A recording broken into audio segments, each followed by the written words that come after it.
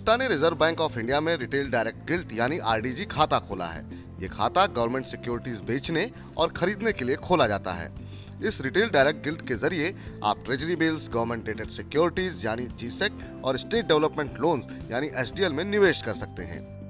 पिछले साल नवंबर में आरबीआई ने रिटेल डायरेक्ट स्कीम शुरू की थी और इस योजना के तहत खुदरा निवेशक आरबीआई में आरडीजी खाता खोल सकते हैं।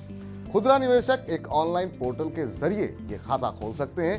योजना के शुरू होने के एक हफ्ते के भीतर ही 32,000 लोगों ने रजिस्ट्रेशन कराया है। हालांकि यह संख्या देखने में छोटी है, लेकिन इससे गवर्नमेंट बॉन्ड में लोगों की बढ़ती दिलचस्पी का पता चलता है। अब सवाल ये कि आखिर ये योजना काम कैसे करती है। आरडीजी खाता खोलने के लिए कोई फीस नहीं भरनी होती। इसकी मदद से लोग सीधा प्राइमरी मार्केट यानी नीलामी में गवर्नमेंट सिक्योरिटीज खरीद सकते हैं। वे इसकी मदद से सेकेंडरी मार्केट में भी खरीदारी या बिक्री कर सकते हैं। सेकेंडरी मार्केट से मतलब है किसी और से खरीदारी करना या उसे बिक्री करना। आरडीजी खाते से केंद्र और राज्य सरकारों की ये सिक्योरिटीज खुदरा निवेशकों को कम कीमतों पर मिलती हैं। जीसेक और एसडीएल की क्रेडिट रेटिंग सबसे ज्यादा है। खुदरा निवेशक सिक्योरिटीज में न्यूनतम 10,000 रुपए और अधिकतम 2 करोड़ का निवेश कर सकते हैं। कैसे लगता है टैक्स? सरकारी बॉन्ड से होने वाली आय पर कर 2 तरह से लगता है। पहला मैच्योरिटी डेट से पहले उन्हें बेचने से होने वाले मुनाफे पर और दूसरा मिलने वाले ब्याज पर।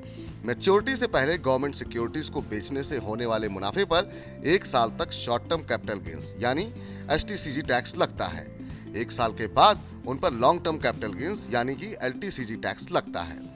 रिजर्व बैंक की आरडी बॉन्ड योजना एक अच्छी योजना है, क्योंकि ये खुदरा निवेशकों को जो कि जीसेक और सॉवरेन बॉन्ड आदि में निवेश करने का विकल्प देती है। 10 साल के एक मानक सरकारी बॉन्ड में इस समय करीब 6.80% ब्याज मिल रहा है। इसकी तुलना में सरकार की छोटी बचत योजनाओं की ब्याज दरें 4 से 7.6% हैं। इस समय 92 से 100 सिक्योरिटीज हैं, जिनमें से केवल 4 या 5 में ही सक्रियता से कारोबार हो रहा है। सॉवरेन गोल्ड बॉन्ड को छोड़कर किसी भी सरकारी बॉन्ड में निवेश कर में छूट नहीं मिलती है।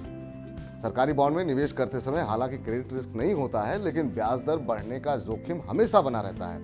उदाहरण के तौर पर अगर आप 7% ब्याज दर के साथ एक लॉन्ग टर्म बॉन्ड रखते हैं और ब्याज दर अगर बढ़कर 8% हो जाती है, तो आपके बॉन्ड की वैल्यू घट जाएगी। बॉन्ड की अवधि जितनी लंबी होगी, उसकी कीमत पर उसका उतना ज्यादा असर पड़ेगा।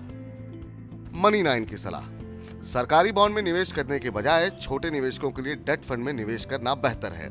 इसका कारण है अनुभवी फंड मैनेजर डेट फंड को मैनेज करते हैं।